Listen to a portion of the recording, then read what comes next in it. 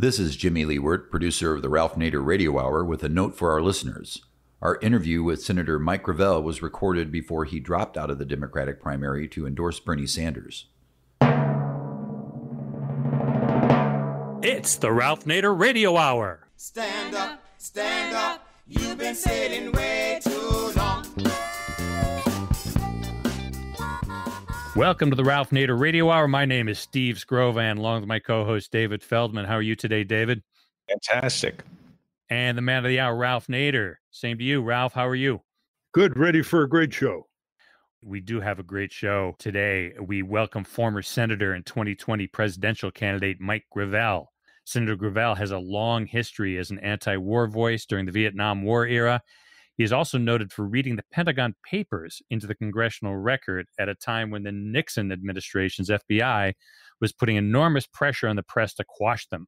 And as a candidate running today, Senator Gravel has been excluded from the Democratic debates on CNN because he only met one of the qualifying criteria laid out by the Democratic National Committee. He met the donor qualification, but did not meet the polling threshold. You have to be receiving 1% in 3 separate national polls. Apparently, other candidates who have been allowed on the debate stage have also only met one criterion. According to Truthout, that would be Bill de Blasio, Tim Ryan, and Michael Bennet. But only Gravel has been excluded. What is the DNC afraid of? Maybe it's his platform, which includes abolishing the Electoral College, 12-year terms for all federal judges, statehood for Puerto Rico and D.C., housing as a human right, requiring corporations to be chartered at the national level, not just Delaware, not at the state level. And we're going to dig into all of that with him. And as always, at some point, we'll head over to the National Press Building in Washington, D.C. to get the corporate crime report from our trusty corporate crime reporter, Russell Mokhiber. But first, let's hear from Mike Gravel. David? Mike Gravel represented Alaska in the U.S. Senate from 1969 to 1981. During the Vietnam War, he made forceful attempts to end the draft. He is probably most well known for reading the Pentagon Papers into the congressional record, thereby lending them official legitimacy. A staunch advocate of direct democracy, he left the Democratic Party in 2008 to run on the Libertarian Party ticket in order to introduce these ideas into the national debate. And he is running again in 2020 in the Democratic Party, but has been shut out of the debates. Welcome to the Ralph Nader Radio Hour, Senator Mike Gravel. Thank you for having me. Mike, you qualified by getting over 65,000 donors. The rule of the Democratic National Committee gets you on the presidential primary debate. But the other criteria was you had to have 1% or more support in 3 national polls. And the first one you did, and the last 2 you didn't, because they didn't put your name on the poll. So here That's again, right. another shenanigan by the Democratic National Committee. Are you going to be able to make it to the next debate? No, because what they've done, they've now doubled the amount of donors, and I'm sure that they'll put some kind of barrier with respect to the polling. But no, they're not playing with a full deck, and I well knew that they didn't want me on the debate. But we won anyways because of the amount of attention that my candidacy had under the leadership of 2 teenagers in Westchester who've been running the whole show. That's right. It was a featured article in the New York Times Magazine on June 6th, 2019. Yeah, how these 2 teenagers said, hey, you know, Mike Gravel, he has the most fundamental pro-democracy reform platform of anybody in the country's thought about it. Direct democracy, all kinds of reforms, getting rid of the Electoral College, having elections fairer, ranked voting. I'm reading from the list here. And then you go into ending the nuclear arms threat, pushing non-aggression or peace abroad, developing a Department of Peace, not a Department of War, and opposing all kinds of corporate power shenanigans. And these teenagers, that's the short list. Yeah, that's the short list. One is 18 and one is 19. I guess one is going into the second year at Columbia University, and the other one is taking a year off before he goes to Oxford, and they're out of Westchester County in New York. And they've been doing this whole thing, right? Totally. I've done nothing but I didn't travel. I'd respond to interview requests, which were quite a large number. I was averaging about 2 or 3 a week. And that's really something for someone who's into fundamental reform. Why don't you explain your idea of a fourth legislature? And you've consulted with prominent constitutional law professors here. You've done a lot of your homework. This isn't just something you dreamt up. But explain to our listeners what you feel the problem is today with American so-called democracy and what your fourth legislature is all about. Well, I've been at it for the last 25 years and now have got it down into very, very precise form. What it is, I've landed on a process to create and operate a legislature of the people, where all people would be able to participate in a deliberative process to be able to make laws directly. The first problem is, of course, to get this enacted into law. And so what I lay out is a process based upon Article 7 of the Constitution, wherein people vote directly to empower themselves to make laws. This election is conducted by a group of volunteers who just happen to call themselves Philadelphia 2. The reason why it has to be volunteers is because you can't involve the government in any way, because the government would sabotage the process. And so it's very simple. We had the technology to ask people today, do you want to become a lawmaker? And if a sufficient number of people say yes, then it becomes a law of the land. The standard for this is the number of people who voted in the last presidential election, the popular vote. And so if we meet that standard or above, then we declare the law of the land, and people are then able to submit proposals to make laws. They submit the proposal by making a request. Now, here, let me back up. Once this is created, it is created by a constitutional amendment, and the amendment following the precedent of Article 7. So when the people vote for the amendment, Section 2 of the amendment states that the fact that the people vote for this, they sanction the legality of the vote straight away. In addition to sanctioning, the first item is, of course, approving the powers of the people to make laws. The second is sanctioning the election. The third one is creating a citizens' trust that will then implement the procedures that are enacted into law parallel with the amendment. You have a law that lays out very detailed deliberative procedures to bring about the lawmaking. The next item is the fact that we appropriate the money to do this in the constitutional amendment, mind you, and that money is an amount equal to what's appropriated to the Congress every year. And so that would be appropriated to the legislature of the people. And then the next thing, the people able to introduce legislation would have to be a natural person. So we do away with, in one backhanded stroke, with the corporate personhood and everything that represents. So that's the amendment to the Constitution. And then the parallel legislation is the procedures that I copied from the Congress from my own experience as Speaker in Alaska. And it's just a detailed process of one, the hearing, the drafting, the markups, the election. Now, the voting for laws would take place over 1 week's time, 24 hours a day, and you could vote for any place in the world. And it would be with the newest technology. At the time that the legislation is qualified, what happens is you open up a website, and all of the activities surrounding the individual website for each law that is proposed is continuous and is totally transparent. It's a process so far superior to any lawmaking done in any Congress or legislature of the country. What if Congress tried to stop this before? They can't, because it's an amendment to the Constitution. Here, Congress could say, well, they can't make laws.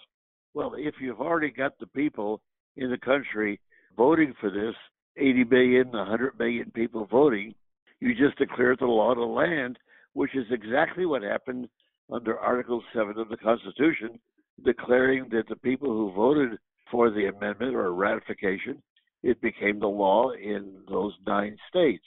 So that's all we're doing. It's just copying the precedent set by the creation of our own government. Who would launch this? Give us a concrete. Would it be 10, 15? Well, what we need, the concrete, is that supposing you and your friends and join with me, say 20, 30 people, and then we go out and have to raise the money. Now, this election I'm talking about would cost several $100 million, just like a presidential election. And so we would have to raise that money. But let's say one person who happens to be a zillionaire with a good heart and wants to see something change, well, he could turn around and fund this whole operation. And you see, there's no limitation. The election being conducted has to be totally transparent. If it's not, it won't have any credibility with the people, and the people will just not vote. But once the people realize that you have a transparent election being conducted outside of a government, now this group of people wouldn't even organize as a nonprofit, because using a nonprofit, we may be sabotaged by the corporation, or rather the state that grants you a nonprofit license. So they would just come together and operate under Robert's Rules of Order, and then proceed to raise the money and conduct this national election, which will permit the people. See, what you're doing is you're giving the people the opportunity to vote to enact this amendment. By the way, listeners, back in 1787, when 100 of those men, they were all white males, assembled in Philadelphia in that hot big room to draft the Constitution, nobody elected them, really, other than themselves and their people. Many of them were rich. And then the Constitution, as it was proposed out of that big hot room of 1787, went back to the states for ratification, Connecticut being the first. It was the state legislature, and there was a vote to ratify it. And what you're saying, Mike, that same process can occur today. Yes, it can. Yes, it can. And here, there's nothing in the Constitution that says the people can't do this. There's nothing in the Constitution where the elites have equipped the people to be able to make laws. They purposely left the people out of the equation because they knew that people would not accept slavery. And the whole issue at the foundation of our country is slavery, and then the genocide that took place of the indigenous people. So this process is all resting on the fact that, one, you're asking the people, and if the people respond to this transparent process, when I say transparent, everything, all the money that's raised, who's running it, who are employed, all of that is known and visible, because the key to the success of this is the acceptance by the people and thereby voting for this. This is the same thing. The key to the acceptance of the creation of our country took place by the conventions, not the state legislature, not the federal government, but conventions of state legislatures who voted for the ratification of the Constitution. And by that vote, they created our country today. And the same process would exist, that if the people voted for this, by that vote, they will create a legislature of the people, and the legislature will be totally independent of government. The legislature will be able to make laws. The government would be able to see. The government has a monopoly on lawmaking today, and so this would break up that monopoly. Now, supposing you had a conflict that the people voted for one law and the legislature changed the law. Well, they'll only do that once, because you see, when the people come into the operation of government as lawmakers, they become the senior partners. And if any facet of government were to not behave, they could be destroyed. By the way, for listeners east of the Mississippi, there are 23 states, most of them west of the Mississippi, that have the direct democracy right in their constitution, state constitution, initiative, referendum, recall. People can put laws on the ballot and propose laws on the ballot and pass them, or they can repeal existing laws, or they can recall incumbent state legislatures. So there's that tradition to work off. let's follow it up. Let's say this people's legislature passes something and senators sue and take it to the U.S. Supreme Court, and the Supreme Court says, what you're doing, people's legislature, is unconstitutional. Then what happens? Well, first off, there's nothing in the Constitution that limits it. Now, you're right. They probably would sue and they would go to the Supreme Court, but the Supreme Court has no power to negate this process. The Supreme Court can turn around and interpret the law. They can't change the law. They can interpret the law, and by their interpretation is how they effectively change the law. So the Supreme Court is out of the picture. The Congress is out of the picture. Here, we are appropriating money by constitutional means. Now, that's never been done. And so in the Constitution, when you have an amendment to the Constitution appropriating the money to fund the legislature of the people, you see, what happens is that it becomes a constitutional moment. And that is, will the will of the people expressed in a totally transparent election be overridden by the Congress? Well, the same thing existed in 1788, and that's when the conventions of 9 states ratified the Constitution. It became the Constitution of those 9 states, and then it just propagated itself forward. Well, the same thing would happen here. Once you have, let's say, the majority of the people who voted in the last election, plus maybe another 10, 20 million people in addition to that voting for this, and the organizers declare it the law of the land, now you have a constitutional moment. Will the Congress supersede the will of the people as stated in this constitutional amendment, or will they not? And in 1788, what they did is they caved in. The opposition caved in because the Confederation was falling apart. And so they agreed because it was the only way to save their interest. Now, will that be the same thing in this regard? I think it's possible, where the numbers of people voting is so overwhelming that the body politic won't have any credibility in order to try and stop it. All we're doing is taking Article 1, the First Amendment says that the people have a right to assemble. Well, an election is the assembly of people. That's what it is. You come together and you express a view on something. That's under the Constitution. The rest of it is all done voluntarily without the government being involved. Well, the concentration of power in this country in a few hands has gotten so extreme, economically, politically, culturally, media, that something fundamental has to rise up from the well springs of the people of this country.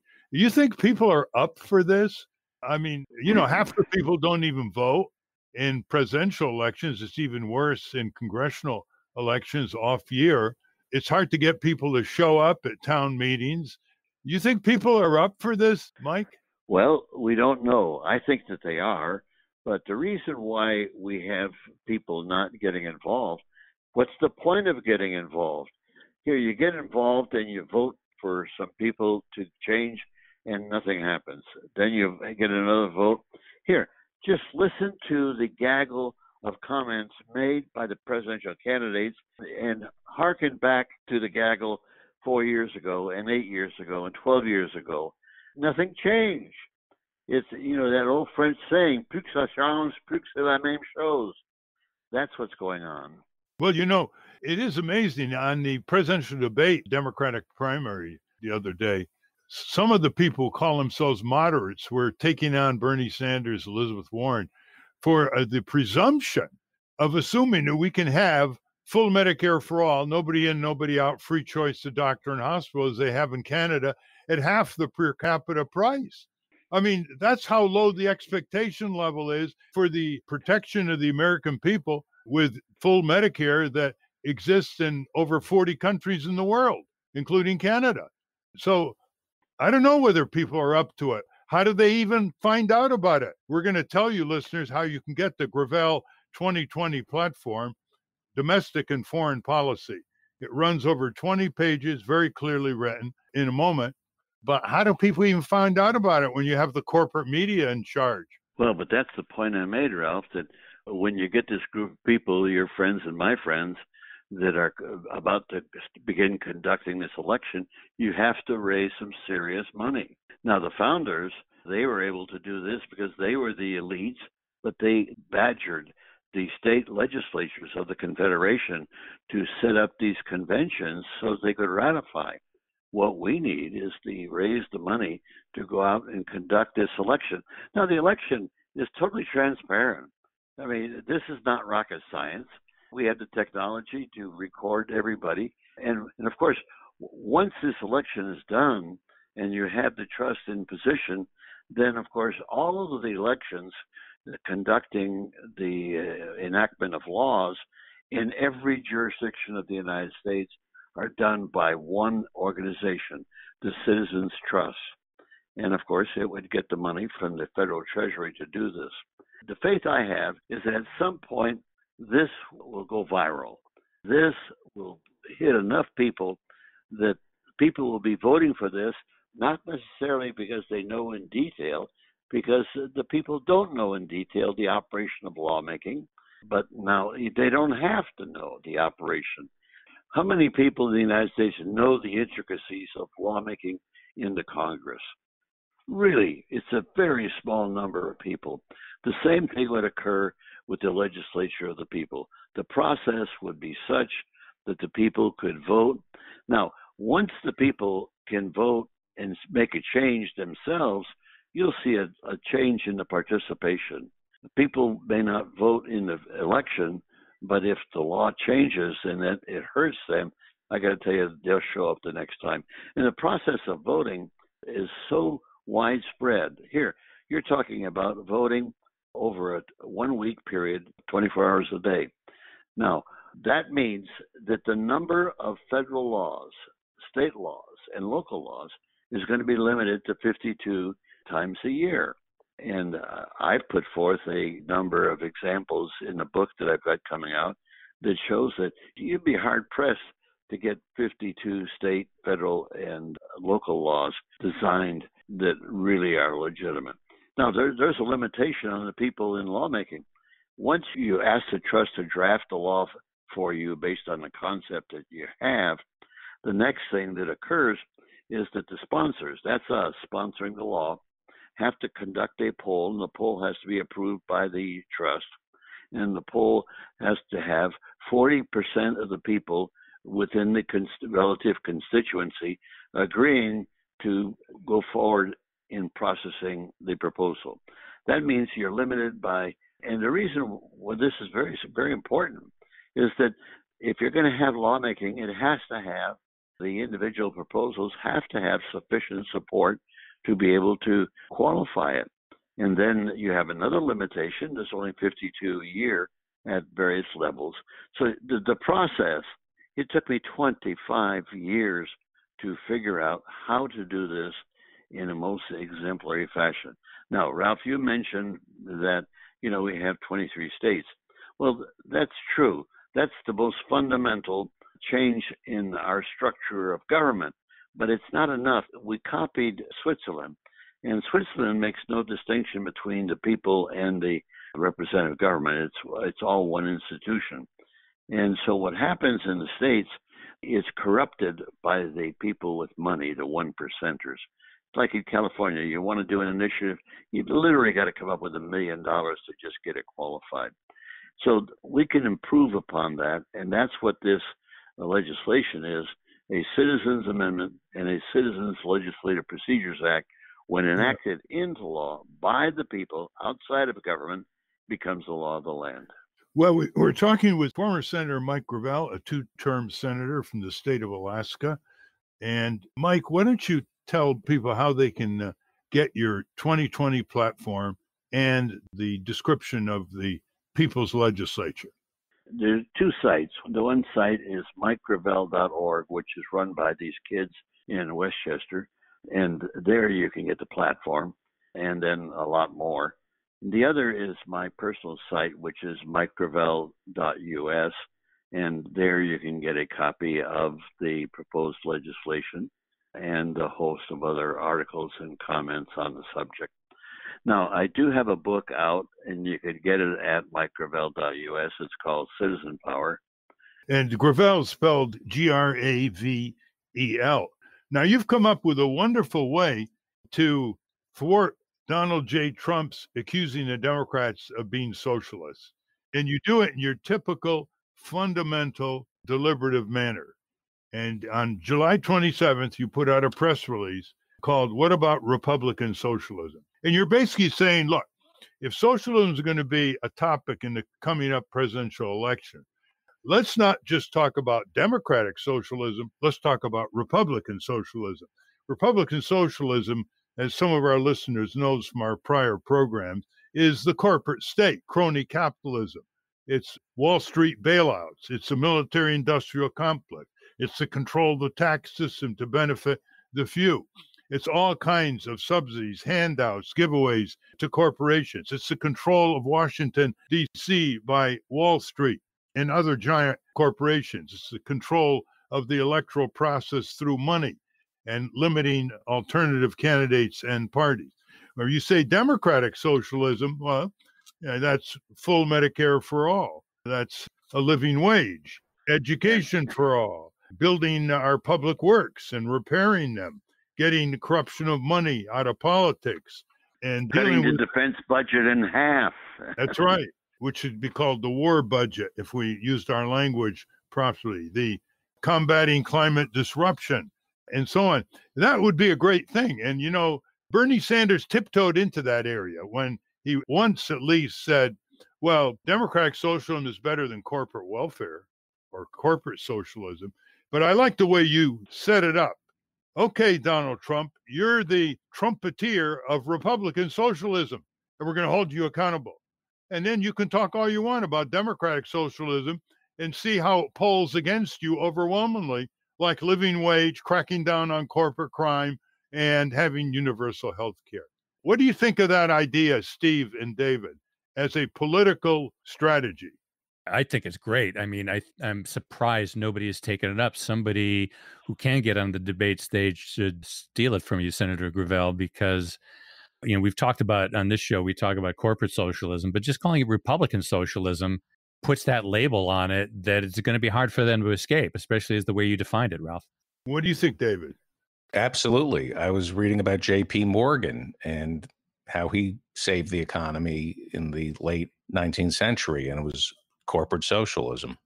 Senator Gravel, are you getting any coverage of this wonderful way to frame the dialogue in the coming months for the presidential election? Well, I got attention from you and also Consortium News and my two campaign managers. I sent it to them, asked them to go to Kinko's and get several hundred copies on one-sheeters and to go around the debate. And the people who are at the debate are people that are interested in governance and go around the debate and pass this out. Now, I got it off to Bernie Sanders himself, but I got it off yesterday afternoon. And so I don't know if he's had a chance to absorb it. But you put your finger, the key element is to use the nomenclature of the party, which is the Democratic Party and the Republican Party, and of course tack on socialism, which is something that Bernie Sanders single-handedly has brought into a positive trend. In the United States, people are just disparaging of socialism, and there's no reason for it because socialism in the Scandinavian countries have been eminently successful. And socialism, it should not be a negative. All the socialism means is we're going to use the tool of government to act in a collective manner on various things that either hurt the people, which of course is Republican socialism, or benefit the people, which is democratic socialism. And so there's no reason why we shouldn't concentrate on that. Now, we already have Trump concentrating on that. He's told everybody that anything the Democrats are doing are socialist. Well, fine, we can accept that. But what we want to do is add the fact that anything the Republicans are doing are equally socialist. The only difference between the two, comparing the democratic socialism to Republican socialism is that with democratic socialism, the people benefit, and with Republican socialism, the people get screwed. Well, democratic socialism historically has been Social Security, Medicare, public libraries, public drinking water systems, the U.S. Postal Service, the Tennessee Valley Authority, almost 1,000 municipally owned public utilities. Let Trump campaign against those and see how far he gets. Mike, I think the fundamental problem with everything you're proposing is whether people have sufficient civic self-respect, whether they have given up on themselves too prematurely and massively in terms of running a democratic society. The founders gave us the sovereignty. It starts with we the people, as you've said many times, in the preamble of the Constitution. The Constitution doesn't say we the corporations, or we the Congress, or we the state legislature. It says we the people and never mentions the word company, corporation, or political parties. And it says we the people do ordain. That's do right. Ordain. We the people do ordain. Yeah. If you take that literally, that means that we are the creators of government because we do ordain its existence. And if that's the case, we have the right to change the government, to improve it, to better satisfy the needs of the present generation. It's the corporate interests that have seized our power. It's the political cronies who have seized our power that's ensconced in the Constitution. Who's the radical here? Who's the extremist here? Who's the revolutionary here? Who's the usurper? The people who deny, the people who deny it. But Ralph, keep in mind that this stealing of the government from the people did not happen today. It happened in the Constitutional Convention because the convention did not permit the people to participate. The reason why they didn't want the people to participate is the people would not buy into the concept of slavery. That's the reason. And so the founders, essentially, most of them were slavers, and they did not want the people to get involved. Now, we have every right, as we the people who do ordain, to establish our right to make laws. Law is the central core of civilization, the central core of government. And so if we're ever going to bring about any fundamental change, we have to be able to break the monopoly of representative government and bring the people into the only area of government that they can come into, and that's the constituency of a governing body, a legislature of the people. Well, so, for people listening, Mike, for people listening, some of them are probably saying, why do you trust the people so much? Well, first of all, you have a choice. You want to trust big business? It has no allegiance to our community and our country as they transverse the world for the cheapest labor and the most bribable dictatorial regimes. Do you want to trust the indentured politicians who have turned our government against their own people to further their careers in Congress and state legislatures? Or do you trust the people? And if people are still skeptical of that, I say, look, we trust civil and criminal juries to make the most fundamental decisions. A criminal jury decides life or death, and we trust ordinary people to be in grand juries and to be in criminal case juries in court.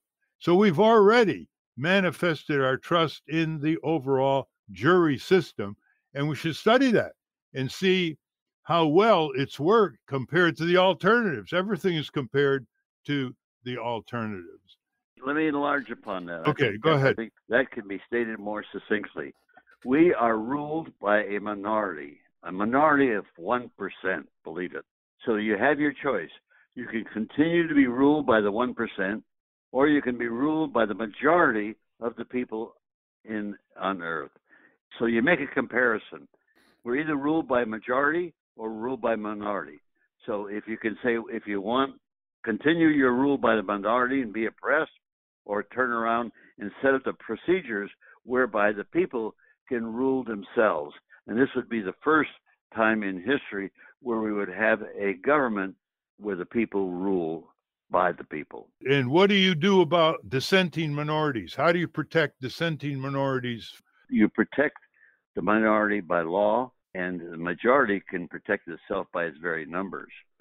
But if you are a society of laws, that is the tool by which you provide the necessary protection to all minorities. Now, we have a rule by the minority right now, and of course, the people aren't protected. All you got to do is look at your streets and see who's sleeping out there tonight. Steve and David, any comments or questions? Senator Gravel, my son is a fan of yours. He was very excited that you're going to be on the show today. And I asked him if he had any questions, and he said he'd be interested in how you and the young people, the teens, decided which issues to focus on, what that discussion was like, and how much of it was them and how much of it was you, and how did you all build upon the policy direction for the campaign? Well, first off, when David called me and asked if I would run for president, I retorted by saying, do you have any idea how old I am? He says, well, that doesn't count. What counts is your views on the issues. Well, what they did is they had done research on me. They had not heard of me.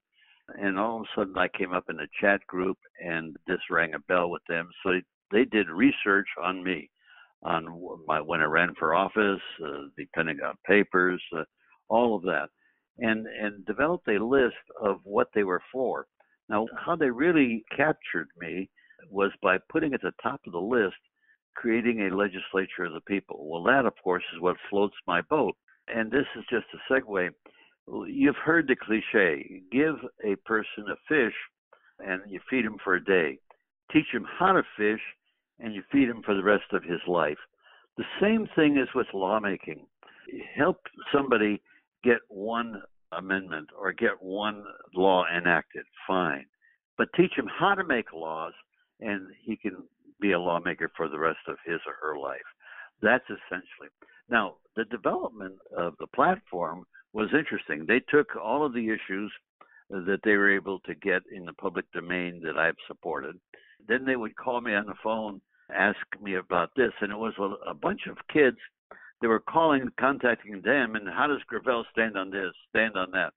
And so, like they call, how do I stand on the freedom for sex workers? I said, fine, I'm for their freedom. They can make a living like anybody else. And so it went on from there, about literally a month, calling me almost every day, asking me about this, asking me about that. And as a result of that, put together this whole litany of issues that I subscribed to and that they subscribed to. They were very interesting. They knew that I had a larger body of knowledge than they had, and it was interesting. They would make the inquiry as a question, and I would respond in a positive way. They didn't come up with any bad legislation, just came up with good legislation. I said, oh yeah, I'm for that, I'm for that. And that's how we created the platform that you see at MikeGravel.org. They're 18 and 19-year-olds, right? Yeah, that's exactly right. And what are their names again? David Oaks, O-K-S, and he is 17 years old, going on 18. And Henry Williams, he's 18, and he's a freshman, just finished his freshman year at Columbia. Tell David he drinks too much Coca-Cola. Coke is bad for he's you. got to get on a good diet. I drink Diet Coke because it has embalming fluid in it. It turns into embalming. That's right. That's right. I used to drink Diet Coke till I found out it was just as bad as undiet Coke. It's quite a remarkable example of a young duo doing this. Took a lot of work, and you resisted it and said, no, I'm too old. You know where I am, and this and that. And they kept saying, no, you can do it. You can do it. And you said, okay. Well, they could do it. They could do it. All I did was they were just using what was out there about me, and they did it. They're the ones that did it. They would call me every day, give me a report. The only thing that I got involved, because they said I had veto power, and the only time I got in and said something was that they were excessively using the F word on our site. And so I felt that we should be a little more dignified. I use the F word privately, but not publicly. They're learning from the wisdom of their elders, I guess. The phenomena is that because of them, I am the oldest person running for president in the history of the United States. Now, that's some kind of a distinction. And the Democratic Party once again excluded your voice, as they excluded eventually the voice of Congressman Dennis Kucinich and many others that would have invigorated the party and prevented it from losing election after election to the worst Republican Party in history. I wanted to ask a slightly more global question about your own evolution of thinking, because you've been, obviously, we've established around a long time and in public life for a long time. Can you take us through some of the milestones or some of the breakthrough moments you have had throughout your career that have led you to this incredibly progressive platform? I am imagining you didn't start here. I got into politics 15 years old, working on people's campaigns. But the most significant point was I was 17 years old, and I read a book called The Anatomy of Peace by Emory Reeve. And as a result of reading that book, I then defined myself as a globalist. And even when I was a senator, I would end some of my speeches saying that first and foremost, I'm a citizen of the world. Secondly, I'm a citizen of the United States. And third, a citizen of Alaska. And my priorities are in that direction. So what's in is by being a citizen, a human being of the planet, has informed me to overcome the nativism that exists in all of us, has overcome the sense of injustice, of immorality. Now, I am essentially a secular atheist, and as a result of that, I don't need the definition of religion to inform my sense of morality. The sense of morality that I hold is based on common sense. And all legislation, if it doesn't make common sense, it should not be enacted into law. And so the thing that set me on the course of looking differently at issues domestically, internationally, and locally was this book by Emory Reeve, where he makes a case very simply and fundamentally that we are first and foremost citizens of the planet, and we should make every effort to conduct ourselves in that regard. You grew up in New England, and then you finally went to Alaska. Why don't you tour us there? Well, I'd been in the service, did 4 years, and I had not completed college. So when I came back, I worked my way through Columbia the last 2 years as a cab driver and working on Wall Street. And then since I'd been involved in politics and other people's campaigns since I was a kid, what I did is I had to figure out where to go. My parents were modest, and trying to cut your way in politics in Massachusetts as a first-generation French Canadian was somewhat hopeless. You know, the state was ruled by Italians and the Irish. And so I did a little research towards the end of my year at Columbia as to where would be an ideal place to go where I'd have a shot at running for public office. And so I focused on 2 states, New Mexico and Alaska. Alaska wasn't even a state at the time, it was a territory, but you could appreciate that it was going to become a state shortly. So what I did is I drove a cab in New York, got it saved enough money to get going, went up to Alaska. Got to Alaska dead broke. I mean, broke. I couldn't buy a meal. And so I got there on a Sunday afternoon, and on Monday morning I was selling real estate in a local office. And 12 years later, I was sitting in the United States Senate. The message from that is work hard and be lucky. You have to be lucky. And of course, many times by working hard, you make a lot of your luck. Tell us the story about the Pentagon Papers and your involvement in that. Well, that's a long story, but I'll try to make it as brief as possible.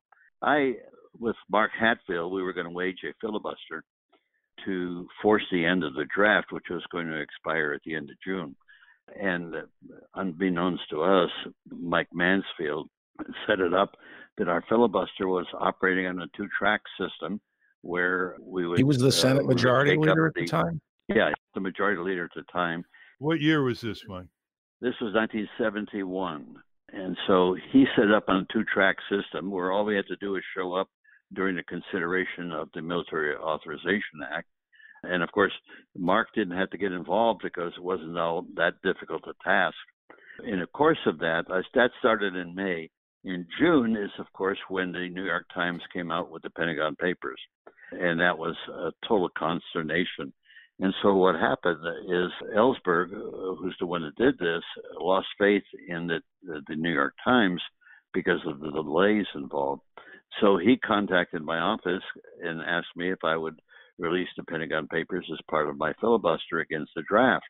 And I said yes, and waited for another call. And eventually, Ben Bagdikian, who was editor at the Times, at the Post, he got me a copy of Pentagon Papers. But unfortunately, through a device of my own making, we failed. And so the young attorneys that I had in my office at the time came up with Plan B. And Plan B was to use my position as chairman of the Buildings and Grounds to call a emergency meeting of the Building and Grounds, and within that meeting to go ahead and release the Pentagon Papers. And of course, we did that. And as a result of that, they became in the public record of the subcommittee, which is the record of the Senate, and which means that it made moot the decision of the court the same day. The court ruled that you could not continue with prior restraint. But they said that if you did publish, you would be subject to the Espionage Act. Well, lo and behold, they stopped publishing.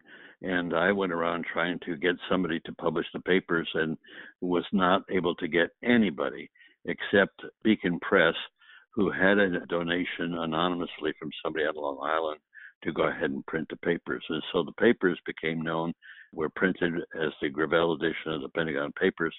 And then Noam Chomsky and Howard Zinn contacted me and asked if they could add an additional volume, small volume, which would explain the Pentagon Papers. And of course, I said yes. And so the official record of the Pentagon Papers is 5 volumes. The last volume put together by Howard Zinn and Noam Chomsky. Yes, so Mike, just tell our listeners what the Pentagon Papers were in case they're not familiar. Oh, the fact that they were secret is terrible.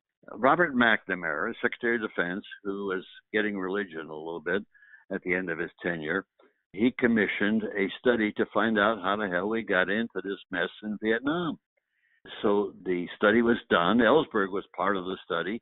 So was Dr. Rotberg, who was my editor, was part of the study. And so he did the study, read it, so arrogantly as a bureaucrat, then classified it and put it on the shelf. Well, hell, if it was important for McNamara to know how we got into this mess, it was doubly important for the American people to know that. And that's what eventually Ellsberg came to realize. And then when Ellsberg released it, I had been in the Army and went to OCS at Benning, Georgia, and I was a combat infantry platoon leader. Well, on the patch of our shirt was the slogan, "Follow me." Well, I envisioned when Ellsberg released this with great courage, I said, well, God, he's going up the hill, and I should follow him. And so when he called, it didn't take me a second, not a second, to decide that I should release. Because it was very simple. When I was 23 years old, I was the adjutant of the Communications Intelligence Service, where we wiretapped and opened people's mail wantonly in Europe. And so if I had a knowledge of how the deep state operated. And so when he asked me if I would release the Pentagon Papers, I said in a heartbeat I would. And that's how it proceeded to release the papers. And the papers were not secret. They were just the history of how 4 presidential administrations lied to the American people, wantonly lied to the people as to what was going on in Southeast Asia, where we killed 58,000 Americans and 3 million Southeast Asians.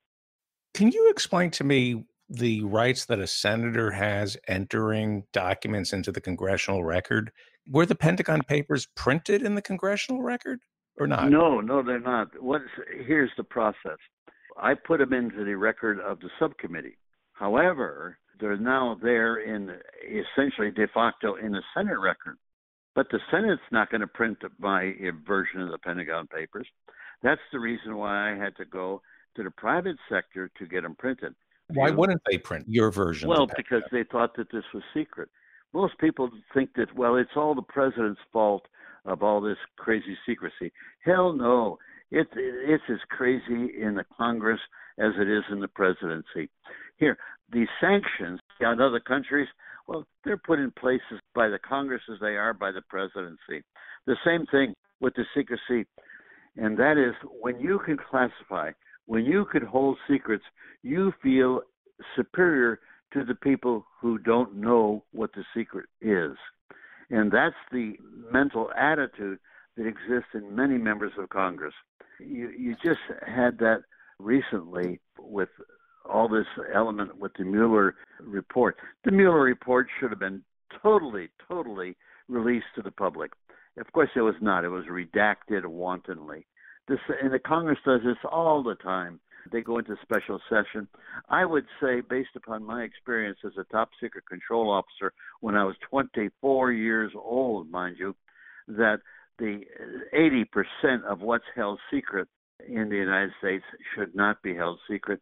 The only benefit of that is to be able to keep the American people uninformed as to what their government is doing. And if a democracy is to succeed, it has to inform the people so that the people can have their views felt on public policy. And that's not what goes on today. And so that's the reason why we don't have a democracy under our present structure. We have a system of representative government who have a monopoly on lawmaking and have a monopoly on setting up as much secrecy as they choose. David, just another dimension of what Senator Gravel did. He actually read for 3 hours as the chair of the committee. He read the contents of the Pentagon Papers with the press all over. Isn't that correct? Yes, it is. And of course, at one point, I started sobbing because I was so ashamed of what our country is doing. And then my staff person, Joe Rothstein, who you couldn't see from the video, who was kneeling down next to me, says, well, Senator, why don't you just dump it in a record? And then I woke up immediately and said, oh, yeah, I could do that. I ask unanimous consent to place these papers into the record of the committee, and I slammed the gavel down, so ordered. There was nobody to object. And so now you'll laugh. Jennings Randolph, who was chairman of the full committee, we had a come to Jesus meeting where I had to show up at the committee meeting, and he harangued me as to how dare I do what I did. And Lowell Weicker, who was the ranking Republican on my committee, said, well, you know, I wasn't there, I wasn't party to it, but I'm going to pay half the cost of printing it. And so they did. Since it was recorded, so we each had to pony up $200, and Lowell insisted that he would pay his share. So we put up each $200, and then it was printed in the subcommittee record, the committee record. Well, that was automatic. Now, if you wanted to make it available to the public, which we did the night that we released it, we released the papers to a pool of reporters who then copied it and then released it to the various institutions. Well, this very act was made moot, the Supreme Court decision, and the decision of the Congress not to print the papers. Now, the Defense Department, 2 weeks before our papers were published, they did release the papers, which will give you an idea how ridiculous it was to classify them in the first place. But that didn't go anywhere. It was our papers that were official, and the rest is history. But what it really showed, and it is no different today, whether it's Obama, whether it's Bush, whether it's Trump, that the government lies to people just as a matter of course, and the Congress joins in that lying process so that they can maintain their power. In closing, tell our listeners again how they can get your 2020 platform and your estimable work on fundamental democracy. Well, the first one is for the platform is the platform is controlled by the kids. That's what I call these fellows. And that is MikeGravel.org. They have my Twitter account. I don't tweet, and they have my Twitter account. That's how they hand out the basic communications. The other is my personal site, which is MikeGravel.us. And that's the site where you can order the book, Citizen Power. And also you can see the text of the legislation I'm talking about. But I'm coming out with a new book, which essentially is a detailed manual on how to bring about a legislature of the people. The title of the book says it all. Human Governance, the Failure of Representative Government, and a Solution, the People. And the choice is simple. You either can be ruled by a minority or you can be ruled by a majority. Presently, we're ruled by a minority, and that is the reason why everything is so dysfunctional. The 1% of Republican socialism ruling instead of the vast majority behind Democratic socialism. And that Correct. doesn't mean Well that doesn't mean you don't have private enterprise. That doesn't mean you have government ownership of all means of production. It's much more sophisticated, much more rooted in our history. Thank you very much for proposing a future of engagement by all people. Mike Gravel, two-term senator from Alaska and a leading advocate of fundamental reform of our society. Thank you, Mike. Thank you, Ralph, for having me on, and thank you for your continuous support. We've been speaking with Mike Gravel, former senator from Alaska, who is running for president in 2020. We will link to his campaign at ralphnaderradiohour.com. Now we're going to take a short break and check in with our corporate crime reporter, Russell Mokhiber. You are listening to the Ralph Nader Radio Hour. Back after this. From the National Press Building in Washington, D.C., this is your Corporate Crime Reporter Morning Minute for Friday, August 9, 2019. I'm Russell Mokhiber. A Pennsylvania woman said she will never be the same after walking her dog 4 years ago and being partially blinded by a defective collar she purchased on Amazon. Her case against the online shopping giant could eventually lead to big changes to a crucial 1996 law that protects the tech industry from liability claims. That's according to a report from MarketWatch. A Third Circuit Court of Appeals panel voted 2-1 to reinstate Heather Oberdorf's products liability lawsuit against Amazon for a dog collar that suddenly snapped apart. The $18.48 collar's ring broke and the retractable leash sprang back into Heather Oberdorf's left eye while she was walking her 70-pound dog, Sadie, in January 2015. For the Corporate Crime Reporter, I'm Russell Mokhiber. For those of you listening on the radio, that's our show. For you podcast listeners, stay tuned for some bonus material we call the Wrap-Up. A transcript of this show will appear on the Ralph Nader Radio Hour website soon after the episode is posted. Join us next week on the Ralph Nader Radio Hour. Thank you, Ralph. Thank you, everybody. You want power over your two senators and representatives, go to ratsreformcongress.org and see how to build it. Hi, this is Jimmy Lee Wirt, producer of the Ralph Nader Radio Hour, and welcome to the Wrap-Up, where we continue our conversation with Mike Gravel on the Pentagon Papers, the draft, and he gives us a little history lesson on Woodrow Wilson. But first, David has a question for Mike about the national corporate charters. David, any comments or questions? Well, I wanted to ask you about national corporate charters, getting rid of Delaware, not the state, but no longer allowing corporations to be chartered by the states. They'd have to be chartered nationally. The big ones. Well, the process is simple. If we have a legislature of the people, you and I could call up the trust and ask them to give us an attorney to help us draft doing away with these states' rights, which I think are really injurious to a society, to eliminate these states' rights of creating corporations. Then we take a poll, and if 40% of the people are prepared to vote for that, then the trust turns around and sets up the website, and we go through the hearing, deliberation, advisory votes, communications, and all of that to the point of election. The trust puts it on a schedule, and then we have a 1-week period of time to ourselves to vote for this and for all the Americans that come out to the election to vote for this, and the majority would prevail, and it becomes the law of the land. And we don't have any states' rights that can set up all these corporations, period. Just a little historical background, David. Theodore Roosevelt and William Howard Taft in 1912, running for president, supported national charters for national corporations. That was the phrase then. So this goes back a long way. For listeners who aren't familiar, corporations are created by state charter, mostly. They're not created by financiers.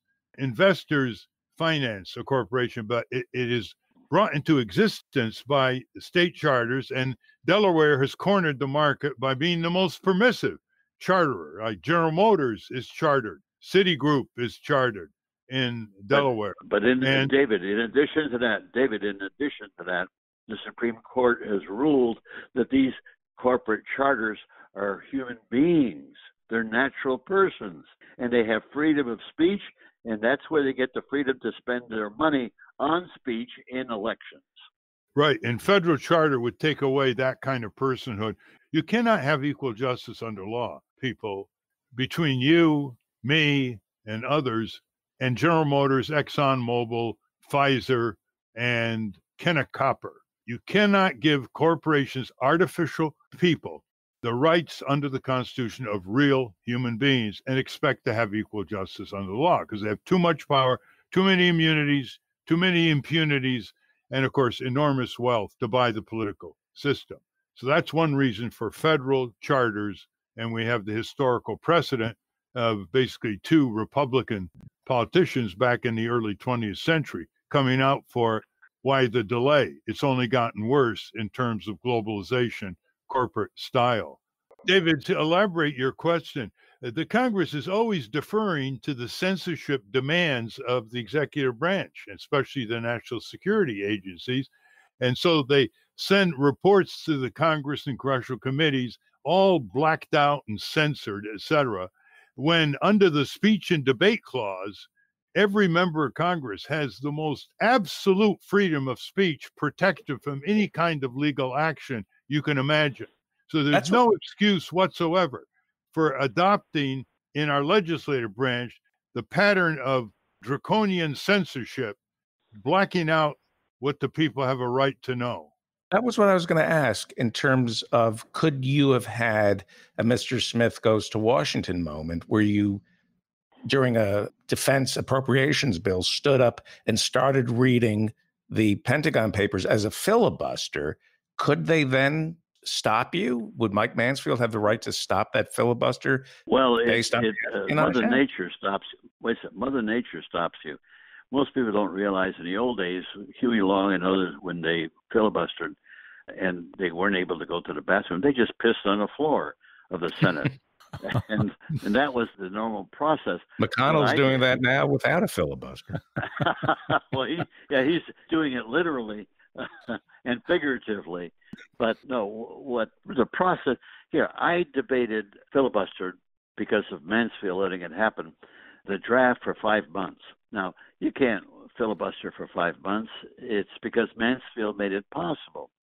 But when the deal was struck between Nixon and the senator from Mississippi to extend the draft for 2 years so they could save face, the quid pro quo was that they would roll over my filibuster. Well, the day they decided to do that, they did it. And lo and behold, but I'm asking about prior restraint. Was over. But I'm asking about prior restraint. Could you have read the Pentagon Papers in the well of the Senate, and would anybody have a right to shut you up? No, they would not have a right to shut me up.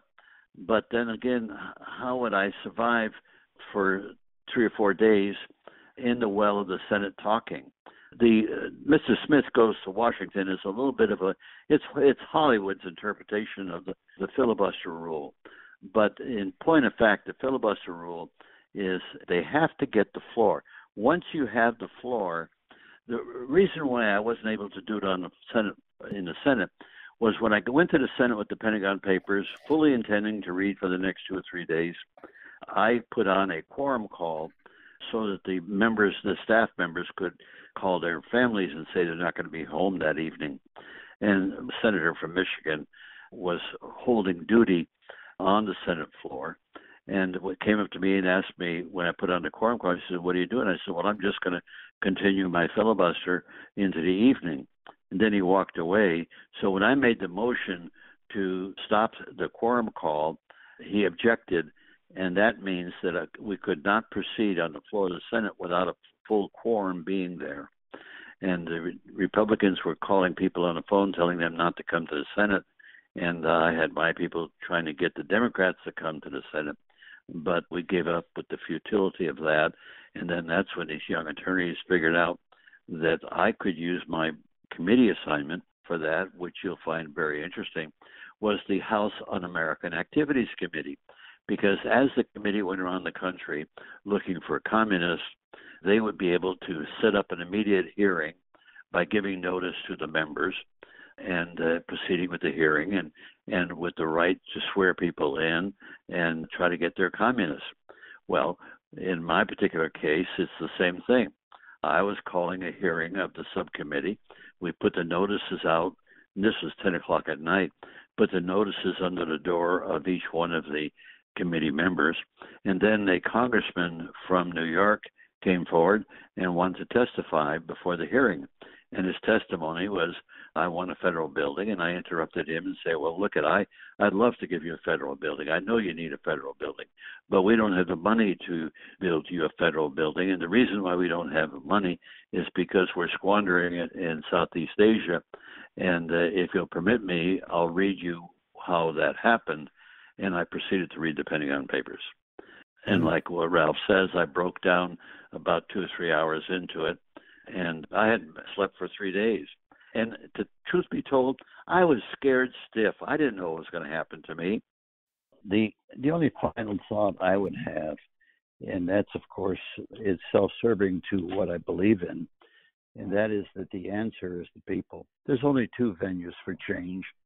One is the government, which, of course, is controlled by the 1%, and the other is the people. Well, the government doesn't want to bring about change. They like it the way it is. And it's totally dysfunctional to the benefit of the people. And of course, the other is the people itself as an alternative. But the people don't have any tools that were purposely left out of the Constitution. And so what the people have to do is to act on their own volition based upon the preamble, which the people do ordain, which means that the people have the right to change their government. And so what are the devices to do this? Well, there's only one. It's in the First Amendment, and that is the device of assemblage. And so what the people can do is assemble as a constituency and enact a constitutional amendment, which would become the law of the land. And of course, there's nothing that the government can do about it because there's no restrictive language in the Constitution that denies the people the right to change their government, particularly when you see that many of the founders all stated that the people in the future have the right to change based upon the needs that they have at that particular time. So here we have a situation where in the 21st century, where we have a dysfunctional government that was created over 300 years ago and was not created to fully protect the rights of the people. And so now what we're doing with this creation of a legislature of the people is exercising those rights as sovereigns. And keep in mind, we are sovereign not because it says it on a piece of paper. We are made sovereign by life itself. At birth, we become sovereigns, and during our childhood, we are guided by our parents or adults into adulthood. And so that's where our sovereignty comes from, not from the government or not from a piece of paper. It comes from life itself.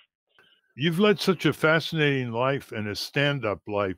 Tell people the name of your autobiography if they want to follow up and learn more about you.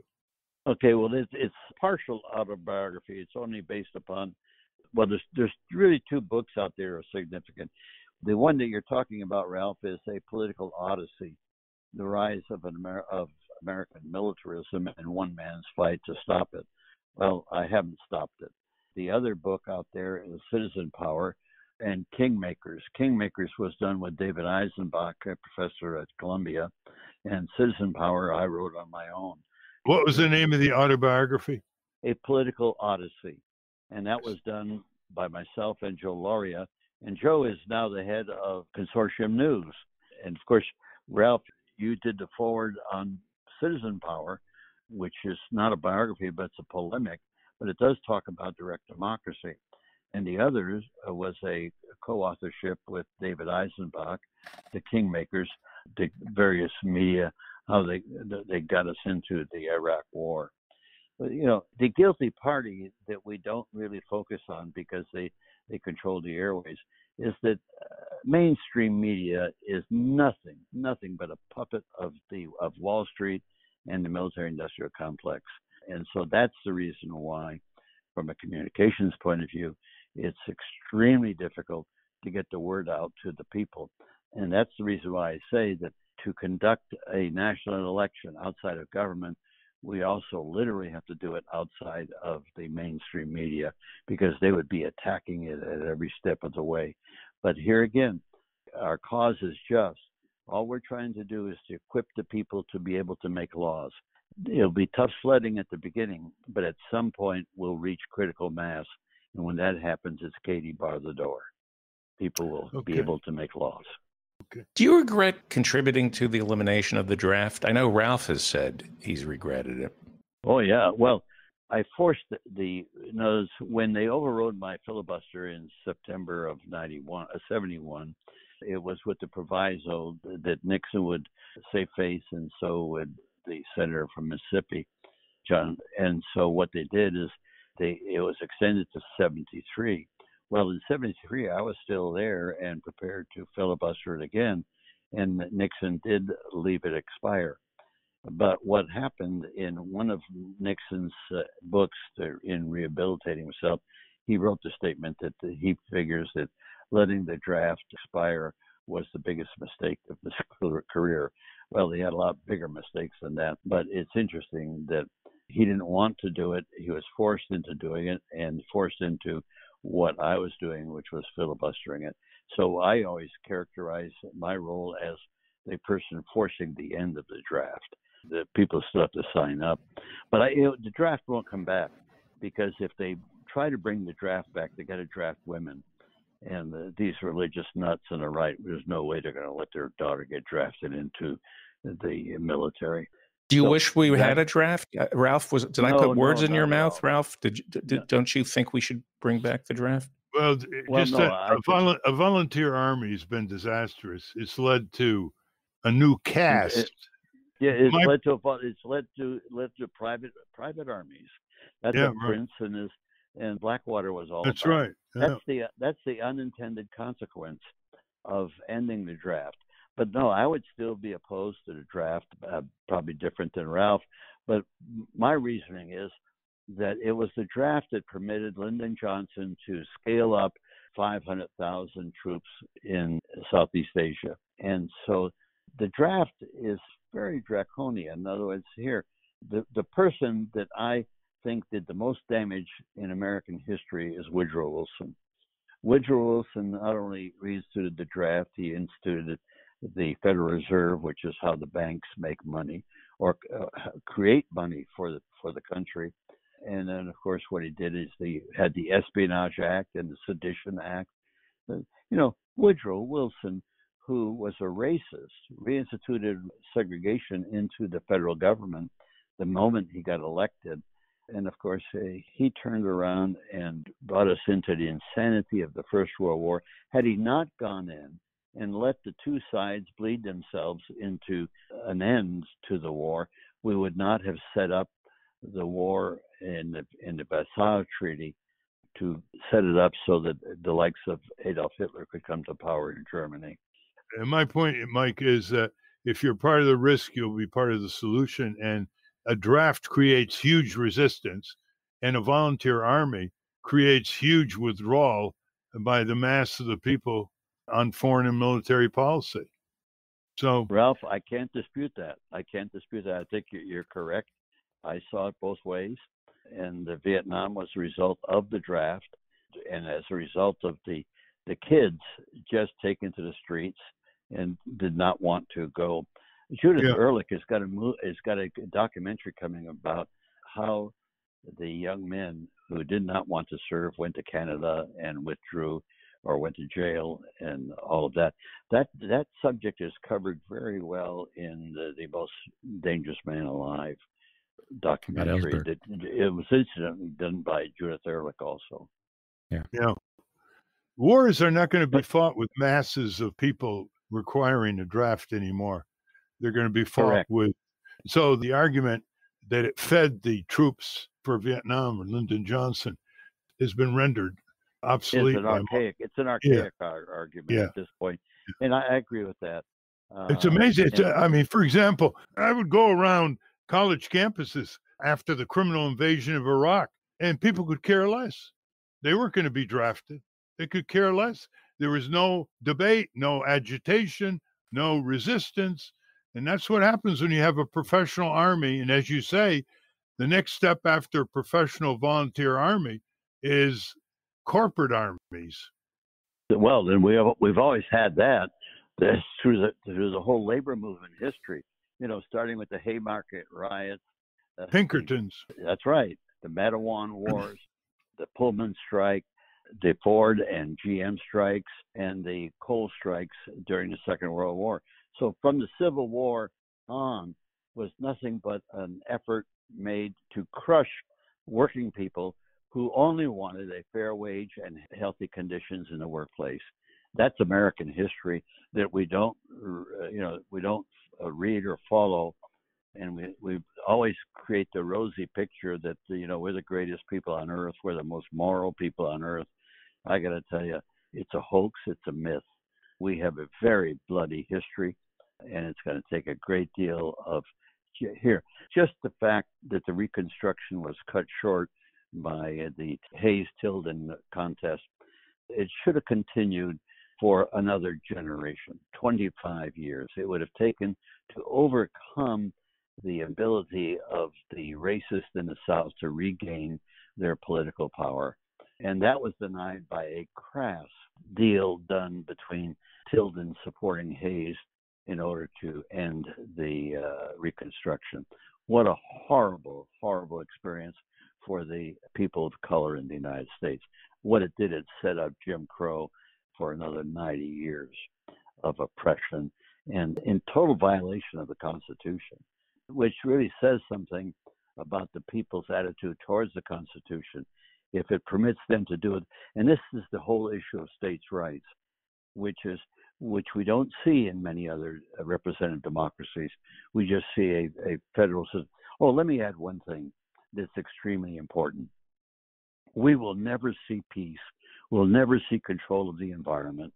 We'll never pull away from the threat of nuclear annihilation because the people are not in control. And the structure, I'm not talking about now the domestic structure. We created a United Nations. It's a great institution. The problem is that it's got a couple of flaws. One, the General Assembly does not comport to population. And two, the Security Council has the vetoes of the countries that won the Second World War. If we can correct both of those, what we would do is what I call the American model. In 1787 and 88, we created a federated system. That is, we took the power, the sovereign power of government away from the states and put it into a federal system. We federated the power of the 13 colonies, states, sovereign states. What we need to do is that at the global level. So we need to be able to federate the nation-state powers of the world so that they do not have the ability to begin war. They do not have the ability to oppress their people. And this would be done by expanding and correcting the flaws of the United Nations. And that is the institution that would permit us to have world peace and to begin to deal with the environmental degradation that we suffer from. And that's a wrap. Join us again next week on the Ralph Nader Radio Hour. Until next time. Stand up, you've been sitting way